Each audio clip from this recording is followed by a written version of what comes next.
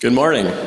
I'm John Bitson, the Menard Family Director of the Sheila and Robert Challey Institute for Global Innovation and Growth. Welcome to the Human Progress and Flourishing Workshop. In this series, we bring in scholars from across the country to present insights from their research and experience to the NDSU community. Topics focus on innovation, opportunity, and ways to increase individual and societal flourishing. I'm excited that today we're joined by Emily Hamilton. Emily endured a 3-hour delay, I think, on the way here yesterday. So she had a full day of travel yesterday, so I really appreciate that. Appreciate you coming today.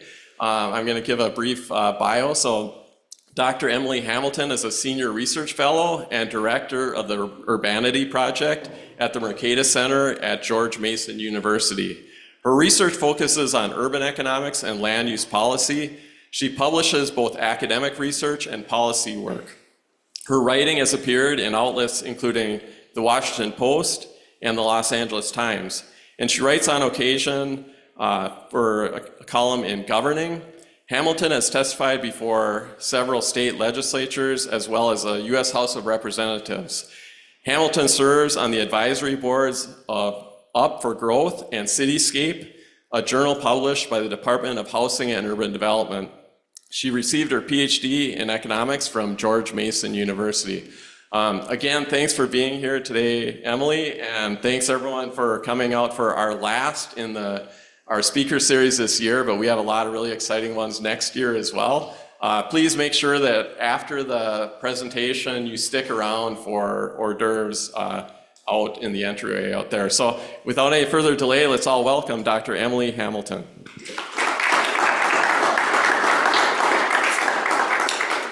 Thanks, John.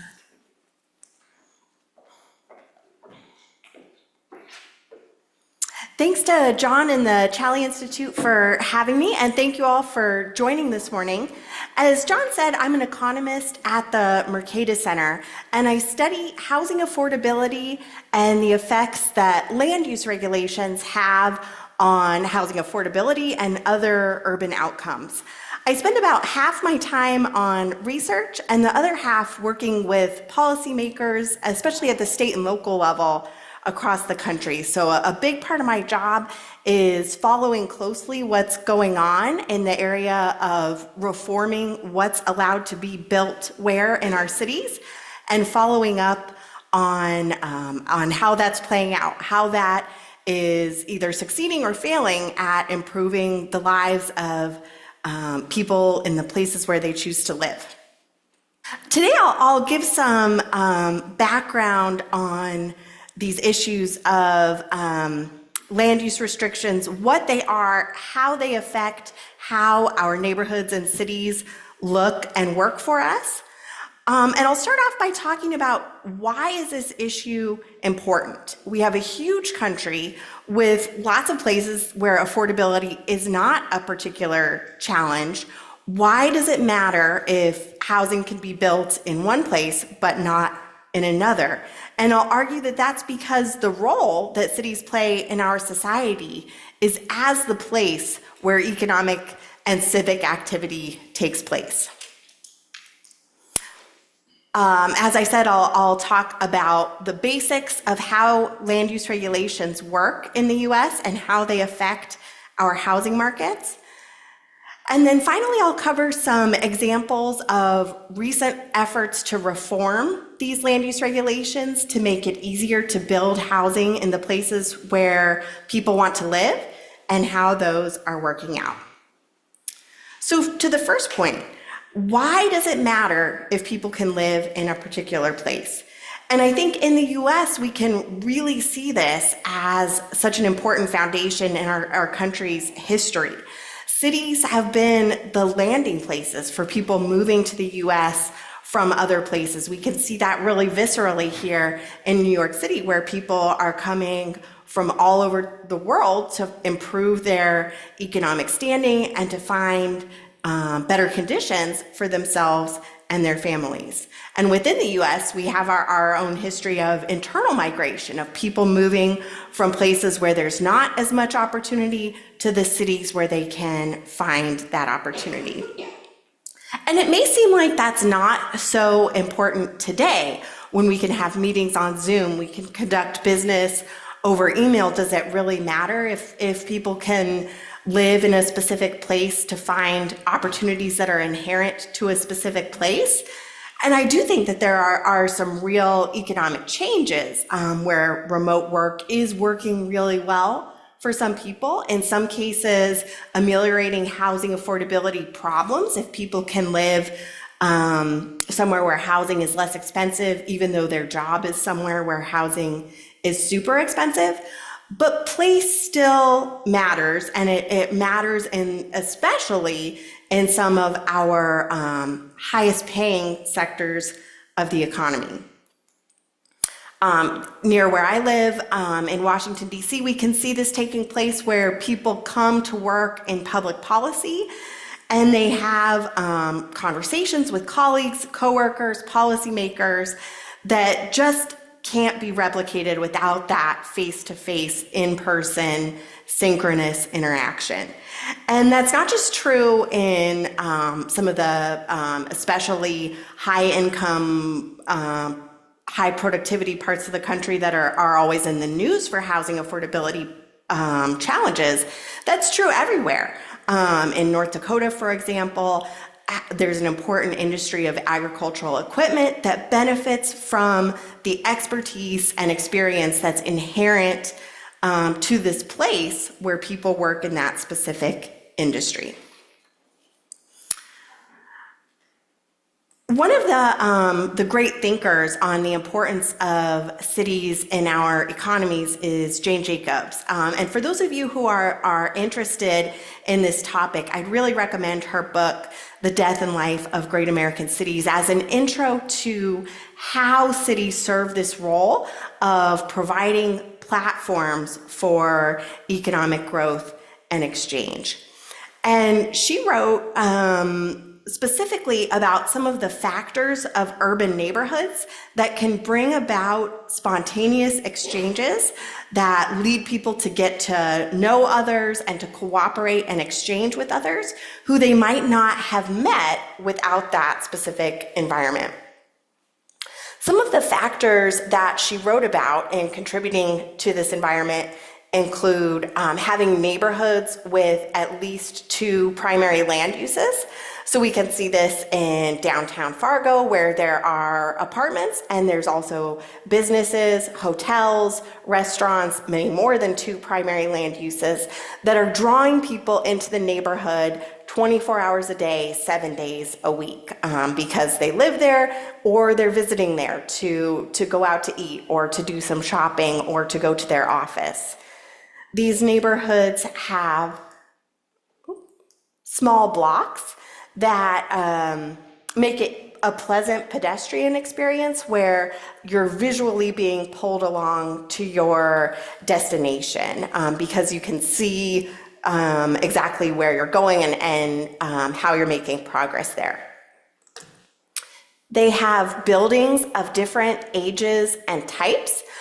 Jacobs really emphasized buildings of different ages, and some people have taken this up to support historic preservation, saying that we inherently need old buildings to make us have the right conditions for discovery and experimentation.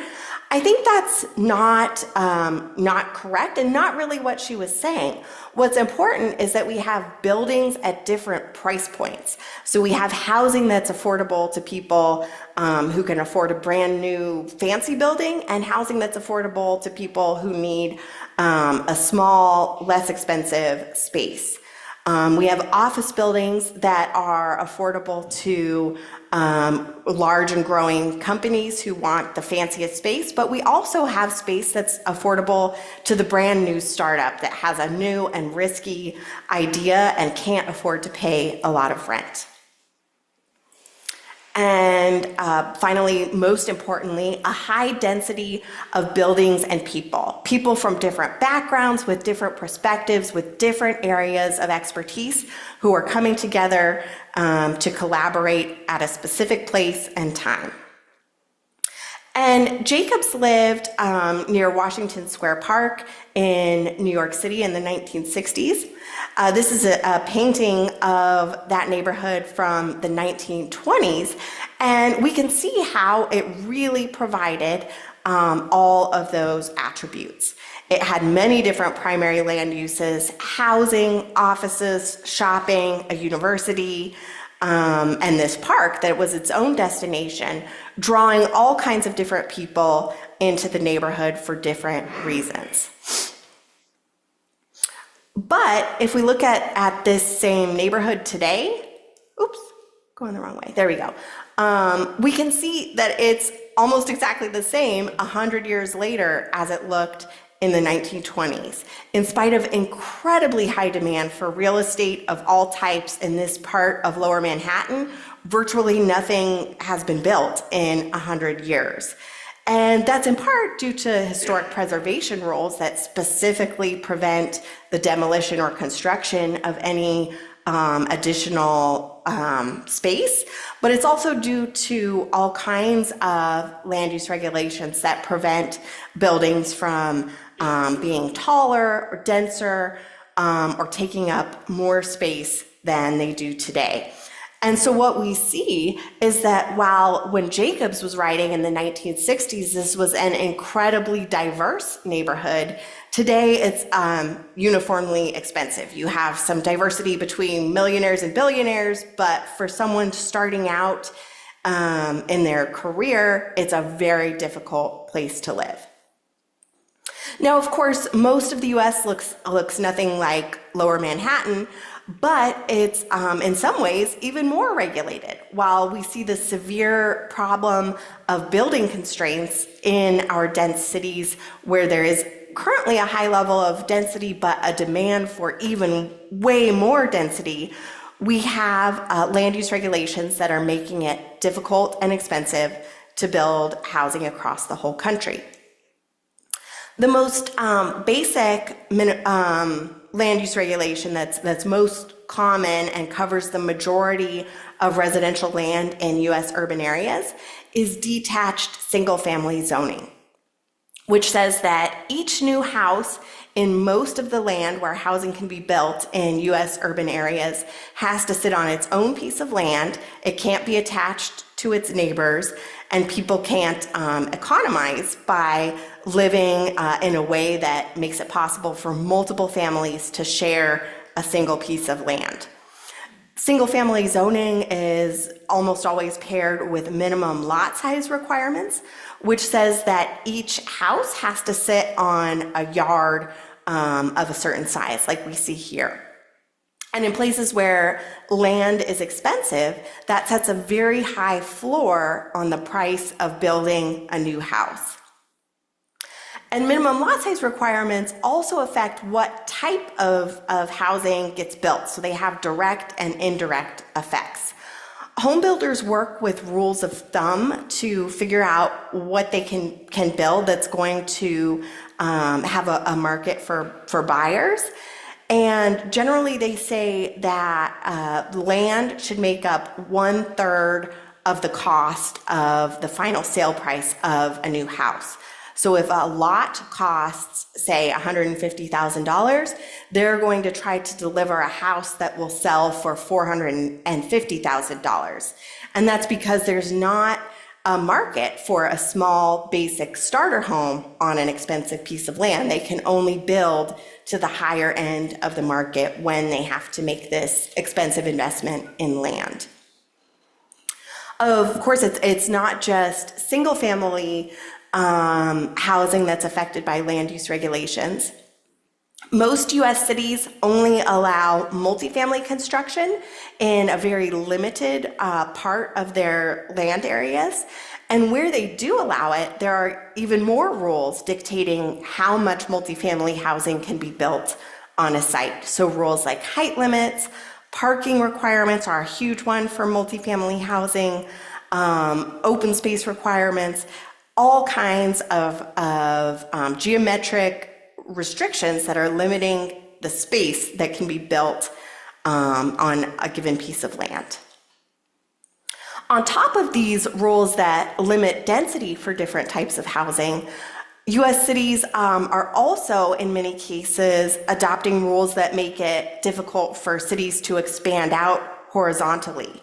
The most famous example of this is in the Portland, Oregon region, where we can see really clearly from the satellite, they have this urban growth boundary that's limiting urban expansion here to the west. So people can develop on the east side of this boundary, and we see that they've done so, but housing cannot expand into that agricultural and open space area where policymakers have decided to prevent it. And this means that in the Portland region, we have a lot of the typical zoning restrictions that are preventing developed land from responding to increasing demand with more intensity. So, for example, an apartment building replacing some single-family houses is generally not allowed. But we also have this outward boundary. So it's being squeezed from both directions. Existing neighborhoods cannot get significantly denser over time, and the urban area cannot grow outward either.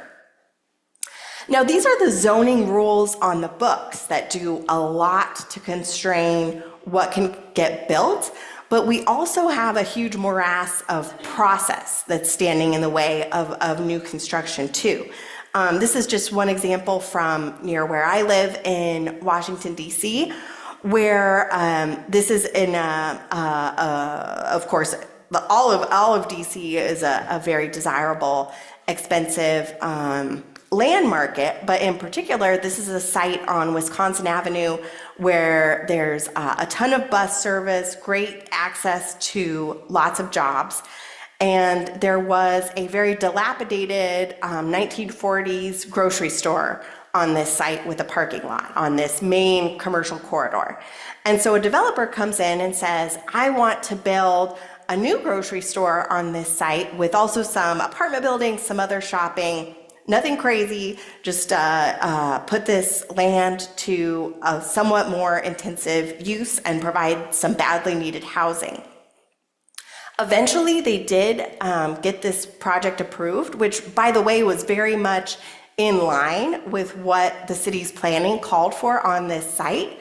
But it took them 10 years of meetings, lawyers, and getting all different kinds of studies done to get the needed approvals to build this building.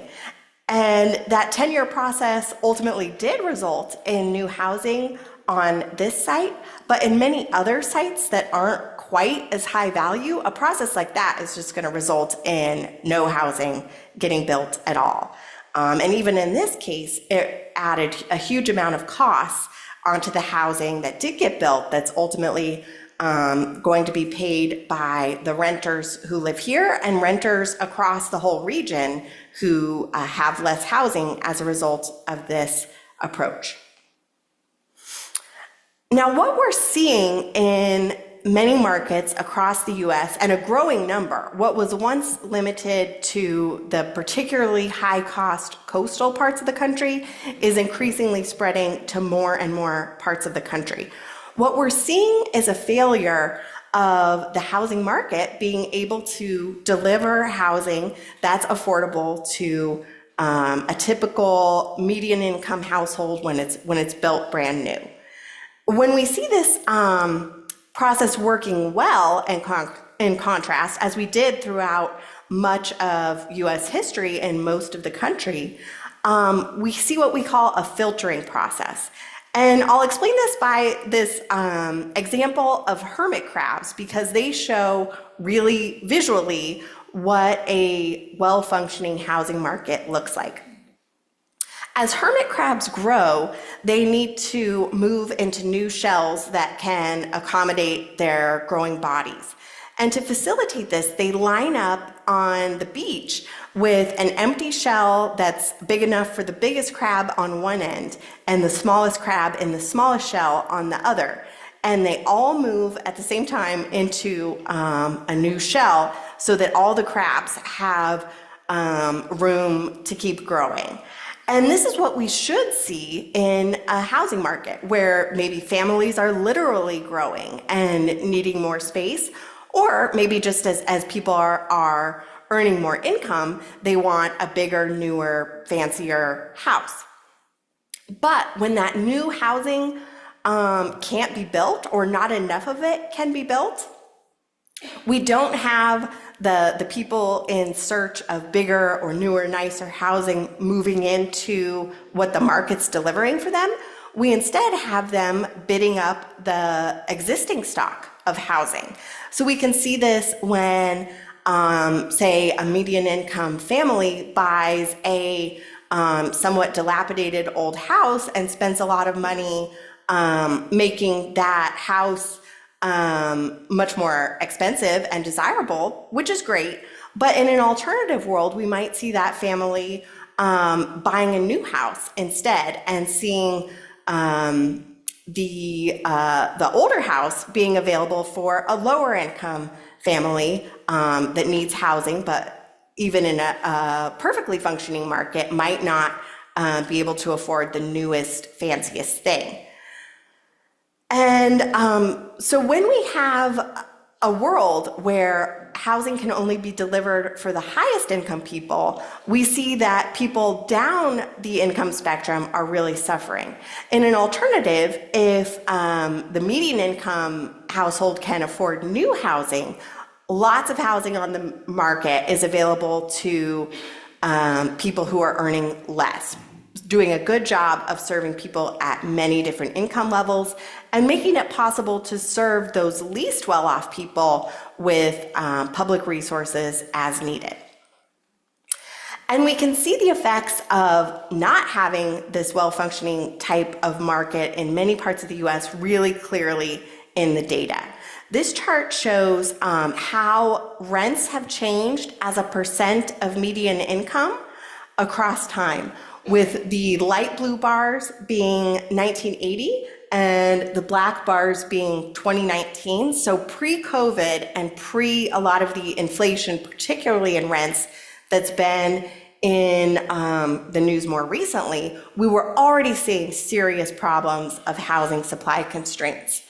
The share of US households who rent has held quite steady since the 1960s, but the median income, the median rent as a percent of the median income among renter households has increased from 20% in 1980 to 25% in 2019. So that's a 25% increase in the share of resources that the typical renter is spending on housing. The increase is even more pronounced for renter households who have children, and even more pronounced for renter households who live in what urban economists sometimes refer to as superstar metros. Those are the metros that have been in the news for housing affordability issues for a long time. Places like Seattle, the San Francisco Bay Area, Los Angeles, Boston, New York, and Washington, D.C. But as this chart shows, it's not just those areas that are suffering, it's increasingly the country as a whole. In Fargo, since the pandemic, the median house price has gone from $250,000 to $304,000, and that's more than double the rate of inflation over that time period.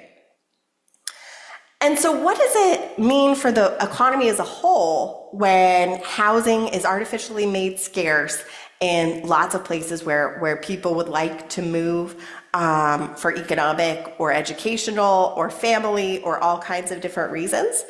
It means that we see less moving to opportunity. We see people living where housing is relatively inexpensive rather than where they might like to live for other reasons. And for this reason, land use regulations and urban policy is becoming an increasingly important topic in macroeconomics. And one influential study found that 50% of the reduction in income equalization over time is due to urban land use regulations. So what this means is over recent decades, people are doing less of moving to the places where high income jobs are located and more staying in the places where housing is relatively abundant and affordable, leading to less equalization of income across the country over time. Now I'll turn to some of the examples of cities working to ameliorate this problem, to make it possible to build more housing at lower prices, and what we're seeing that's working and what's not. I've been working on issues of housing and urban policy for about 15 years, and over that time, I've gotten much more optimistic about the potential for reform.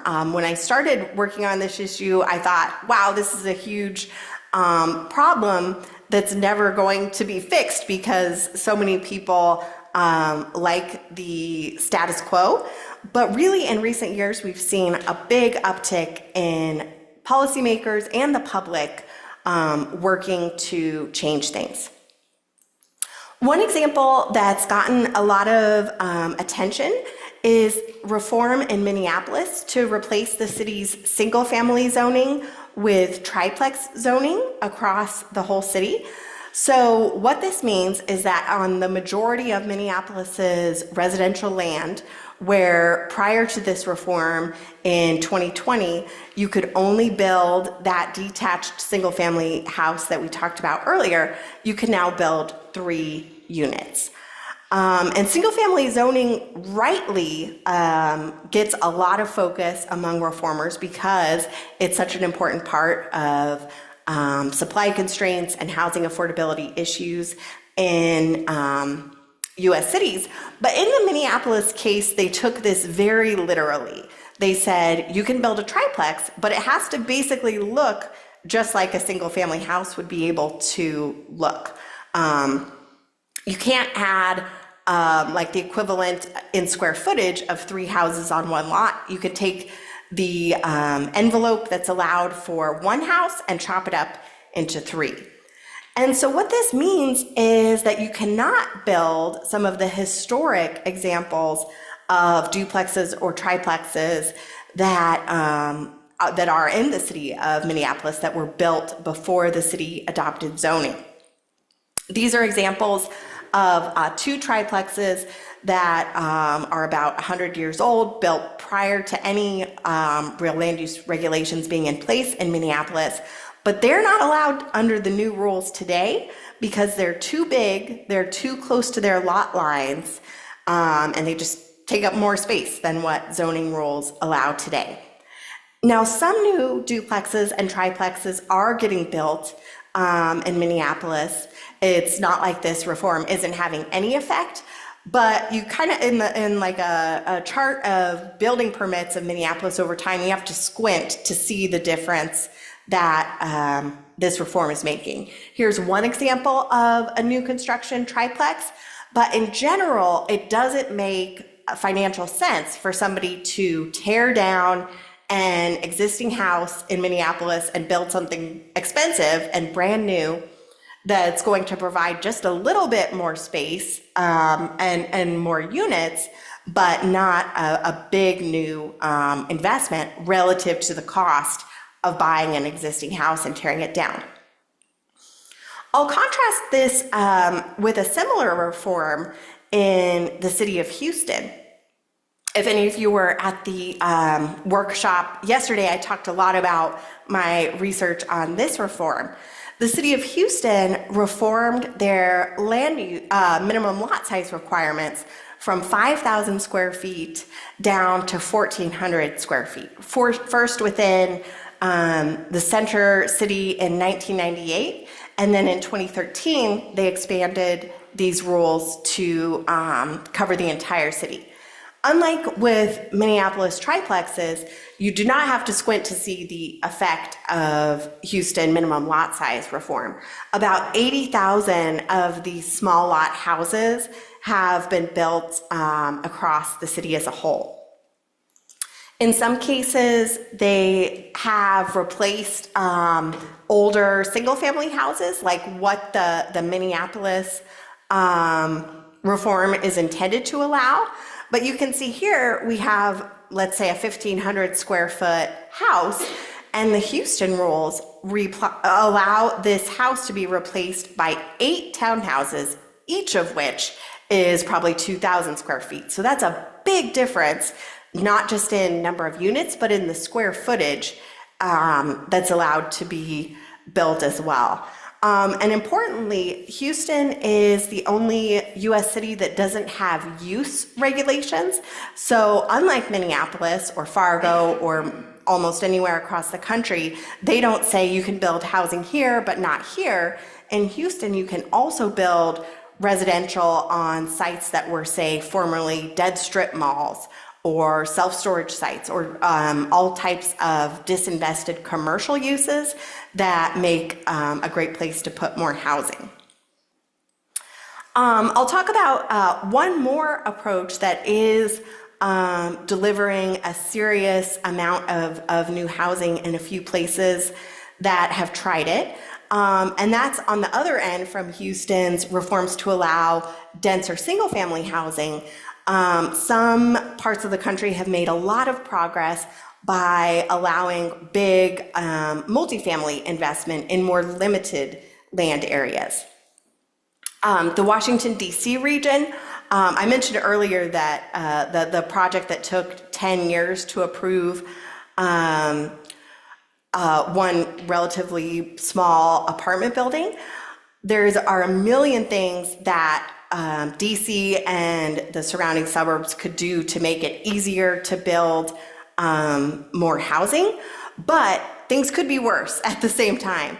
The DC region has done a pretty good job compared to similar comparable parts of the country in allowing multifamily housing to be built where it makes sense. For example, where I live in Arlington, Virginia, the county did planning ahead of new metro lines coming through Arlington to allow dense development around those train stations.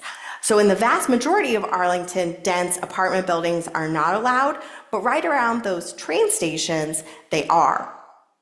And this has resulted in a very small county increasing its population by about 25% exclusively through infill construction over a 50-year period. And again, there's tons more that Arlington could do to make it possible to build more housing at lower prices. But if we look at the DC region compared to say the Bay Area, both high-income cities where a lot of people want to move for jobs, over the past 20 years, house prices in DC in the DC region have increased by about 50% less than in the Bay Area. So things definitely could be worse. And it's not just Arlington that's adopted this approach. The city of DC has allowed for whole new neighborhoods to be built in formerly industrial areas. That is happening to much less of an extent in other particularly supply constrained parts of the country. And similarly, Seattle has taken the DC course even to a farther degree compared to other superstar cities with what they call urban village planning, where they are allowing lots of multifamily housing to be built in certain parts of the city and making what economists call a much more elastic housing supply in cities like DC and Seattle compared to other superstar metros, where rents are increasing in response to demand, but supply is increasing as well and tamping down those rents relative to what we would otherwise see. Whereas if we look at the Bay Area or Los Angeles or Boston, we're seeing minimal construction and just an increase in rents and house prices much, much less of a supply response than what would be beneficial for the people who live there and the people who want to move there. And I'll talk just a little bit about what this looks like here in Fargo. So as I've said, it's these particularly high income, high cost constrained cities that get most of the media on this topic, but these land use regulations and their effects on housing supply are present across the country. So in Fargo, sorry, it's hard to see this tiny zoning map, but hopefully you can see that the yellow areas are where are the largest areas where residential development is allowed in the city. And in these yellow zones, only detached single-family housing is allowed on lots ranging from 5,000 square feet on up. So if we compare this to the Houston example, 3 times as much land or more in many cases is needed to build a house in Fargo. And that's affecting what can be built in existing neighborhoods, and maybe even more importantly, affecting what new subdivisions can look like, because they have to use much more land than some other places require, and then what people might prefer is to have more of a starter home option in new Fargo subdivisions. And we can see an example here of a new house that's on an 8,000 square foot lot, because that's what the zoning requires. Now, this is a great house. Many people might be happy with this house at the price point that it's delivered at, which I think is about $450,000. But that's not serving lots of people who might like to have the option of a smaller, more basic starter home with a smaller yard at a price point that's open to many more people. And coming back to why is this so important? It's because so many of the opportunities in our cities are inherent to that specific time and place. The jobs, the social opportunities, the civic opportunities that are available in one particular part of the country can't just be replicated in another part of the country that happens to be more affordable. It's really important for people of all income levels and all backgrounds to be able to pursue their own best opportunities in the places where they happen to exist. And fortunately, we're making slow but important progress toward making that a reality for more people. Now, before I wrap up, I'd be remiss not to mention to a bunch of students that we have some fellowship opportunities where I work at the Mercatus Center. We have undergraduate and graduate fellowships that are open to students in all sorts of different disciplines. If you're interested in undergraduate fellowships, or probably more relevant to most of you, graduate fellowships, if you're considering the grad school path, I'd encourage you to check out the website and see if anything looks like a fit for you. And I'm also happy to put you in touch with folks who can provide a lot more information about these programs. Thanks so much, and I look forward to any questions you all have.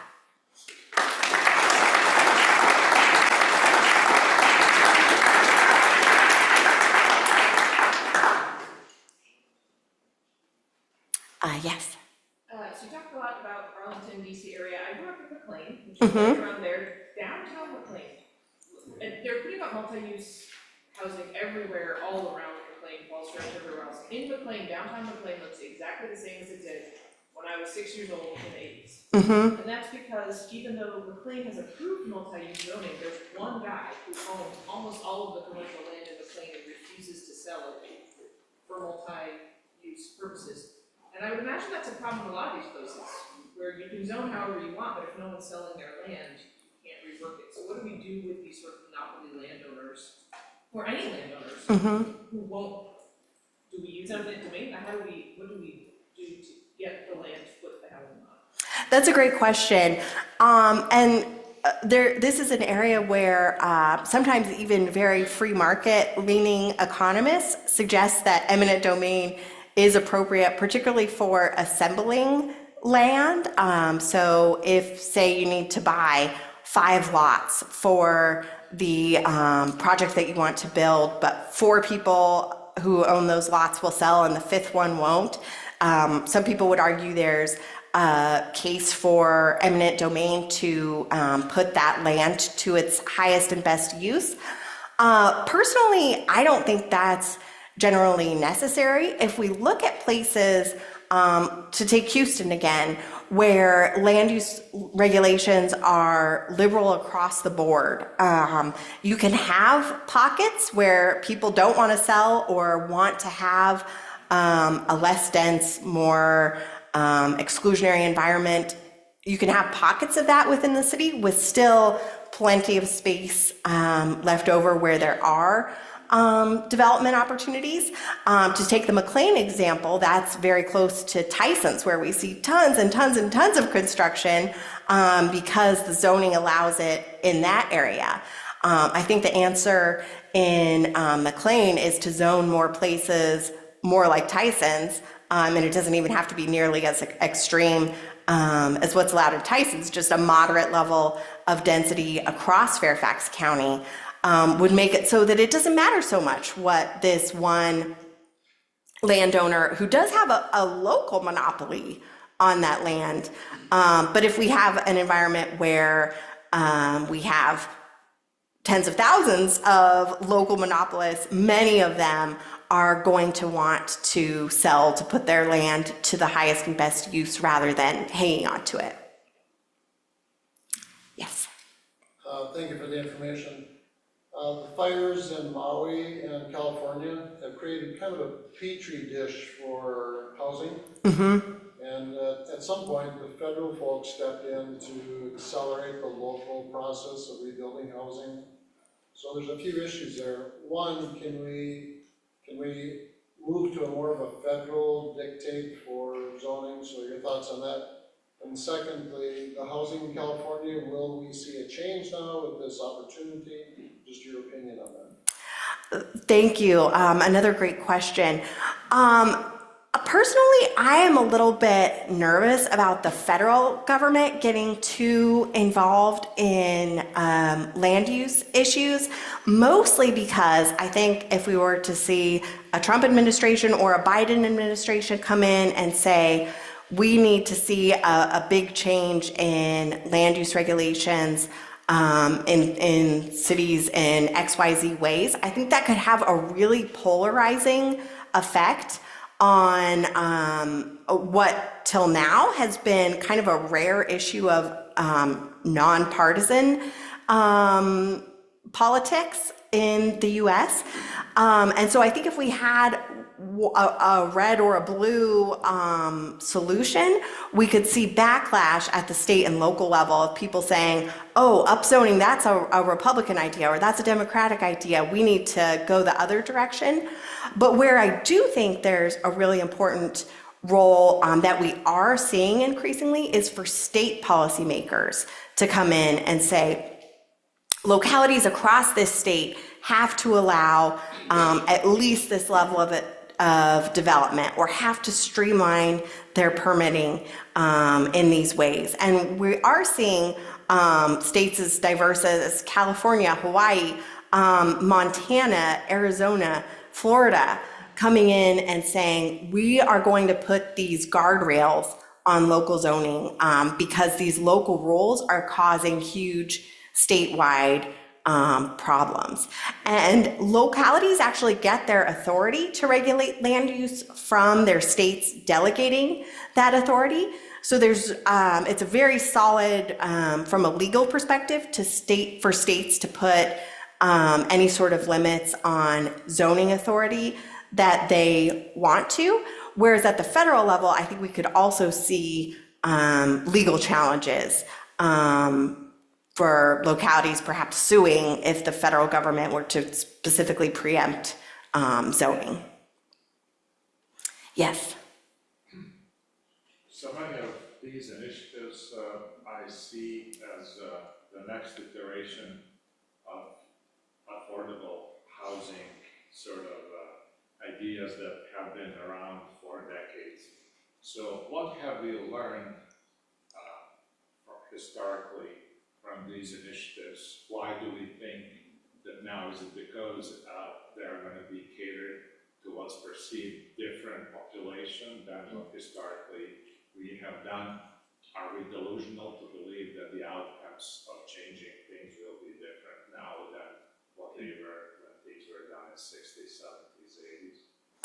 And being the European, I'll just add, I do have a lot of beef with America not respecting history, even, you know, like my home's 200 plus years old, so you work on it, keep it as is, so we don't quite understand this need to accommodate very short-term need of whatever population there may be at the expense of what has been.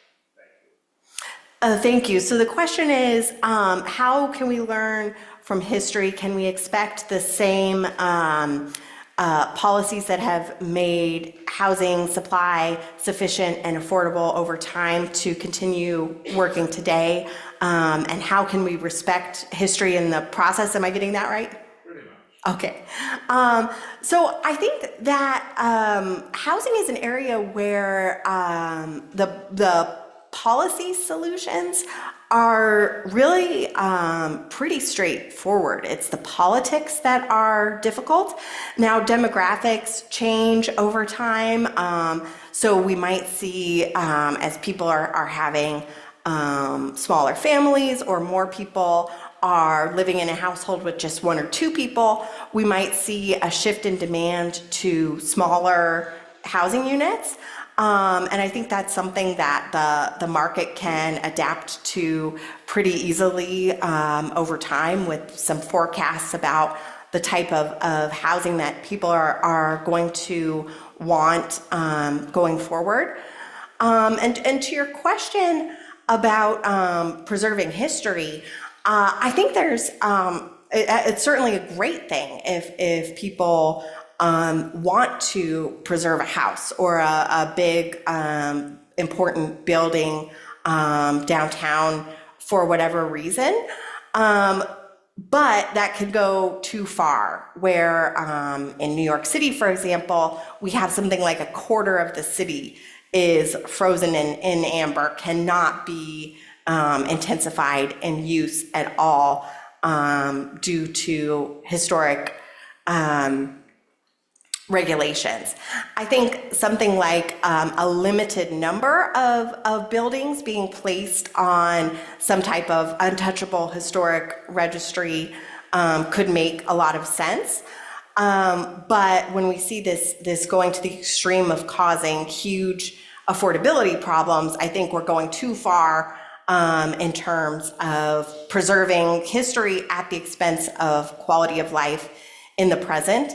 And some very historic European cities, I think, are doing a better job of threading this needle than the US is. If we look at Paris, for example, they've made a lot more progress than a lot of US superstar metros at improving housing supply and affordability over time by allowing intense development in some areas while doing very little to touch the historic core. Thank you. Yes. So I'm struggling to understand what the powerful motivations are for all these zoning laws. It seems to me there are a wide variety of powerful interests to oppose them. Can you explain what are the powerful interests trying to keep zoning laws? Yes, great question, and I should have done a better job of explaining this up front.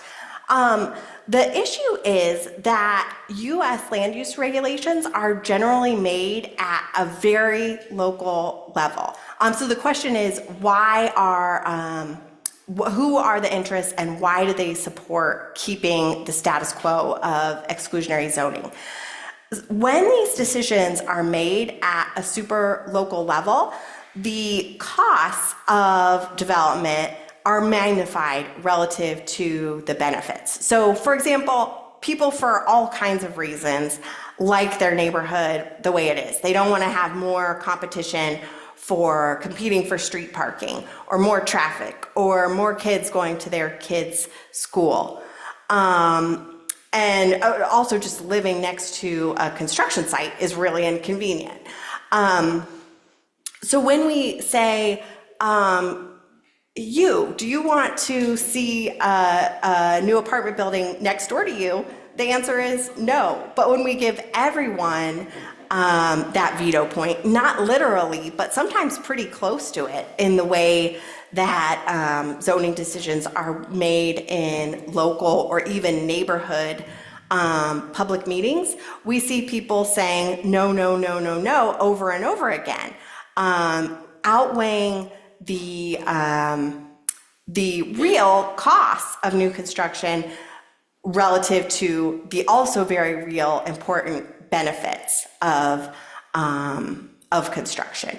Whereas if we see some of these reforms like Houston or like Minneapolis, where decisions are being made at a citywide level rather than at a project by project level, outcomes are better. And even more so if we go up to the state level and we have policymakers saying, yes, we hear you constituents, there are real drawbacks to having new construction in any one given place, but we need to take the bigger view of this whole state. We need places where workers who are moving into our state can live in order to make our state's businesses be viable. We need places where kids who are born in this state to be able to have the space to stay there and create their own families if they want to. So it's really this issue of localism, which is driving the problem and shifting the balance in favor of maintaining the status quo rather than allowing more housing to be built. Yes? Have we seen any change in the rate of homelessness subsequent to changes in residential land use regulation, either becoming more strict, more permissive? So the question is, have we seen a change in homelessness in relation to land use regulations? And the answer is yes, but it's complicated. So we certainly see a relationship between the highest rates of homelessness and the highest, most restricted housing markets. So California, for example, has something like half of the country's unsheltered homelessness population, and that's certainly not unrelated to its severe housing supply shortage and housing affordability problems. We see that homelessness rates are highest in places where housing is most expensive, not in the places where there is the most poverty or the highest rates of drug addiction. And again, to talk about my favorite example of Houston, it's the city that has had the best success with what's called the housing first approach to homelessness, where policymakers have been able to make a serious reduction in the number of people in homelessness in Houston by providing targeted housing services to the people who need it. And that's possible in part because the market rate housing is able to serve many, many people at many different income levels, as opposed to, say, California cities, where the housing market is only working for the very highest income levels. It's certainly not just housing supply and housing costs that's driving homelessness. But we can definitely say that it makes homelessness more prevalent and harder to solve when housing is really scarce. Yes. So I really like the map of the Fargo, and I moved here 5 years ago, and out of all the places that I've lived in cities, in different cities, Fargo has this, I guess maybe this is North Dakota, they have this extra tax called specials. And they're basically, they're lumped into your taxes, and they're for developing the community. And they can be sometimes from $5,000 all the way to $30,000. And they'll put that into your payment. But the thing is that even 5 years down the line, let's say they decide to redo a street, they'll add that onto the specials. And so I'm thinking that this Houston or the other cities that you studied have that type of sort of developmental tax. Because I think that's the issue when it comes to building more housing, because it would interfere with that special. And a lot of people here will buy 20 acres and prevent the developers from building them because they do not want to have, more housing. I think that's fair, but I would do the same thing. Great question. So the question is, how do North Dakota specials, which is a type of property tax, affect housing construction? And do the specials apply only to new construction or to everyone? It's the basic proof. I mean, I'm not sure, but the area that I'm in is new. And from what I can tell, even my friends and acquaintances who've lived here longer, they have some sort of special that they're going to say, 10 years, 20 years, maybe something So else. essentially, if they improve your street, they decide your street needs improvement, or there's new gonna be lines, essentially they take the cost of that project and divide it by all the houses that are Okay. affected by it. So part of it is it's unpredictable. Mm-hmm. But the idea would be if you're building all new stuff, if you build a new apartment building that requires new infrastructure, everybody on the street pays a share of that new infrastructure getting put in to support. Yeah, and that's on top of Okay. the taxes. Yeah. It's on top of, this Houston or the other cities, they have that, because I think, that would interfere with the way that they did things. Yeah. So I can't speak to the details of North Dakota specials, but one thing I can say is that the fiscal environment surrounding housing construction is really, really important. And you need an environment where new construction is paying its own way in order to create politics that are open to more housing construction. When you have a fiscal environment where, say, a new apartment building going down the street is going to present a fiscal cost either to the locality as a whole or specifically to the neighbors, I think that's a place where it's really, really hard to make a viable case for land use reform. One alternative, again, not being able to speak to the details of the current North Dakota policy, but one alternative is using impact fees that apply specifically to new housing, where you say this new apartment building is going to need a stoplight and this many more kids in school and this improvement to the sewer system. We're going to calculate this in an impact fee and require the developer to pay that to cover the marginal cost of that apartment building. Now, impact fees can definitely go too far to where they're just one more barrier to new housing construction, because sometimes people can see impact fees as a way to provide services for the whole community for free on the backs of just new residents coming in. But I think setting them at that right level where they are actually covering the marginal cost of new residents, but no more, is really important for creating an environment where it's politically viable to make changes to allow more housing to be built.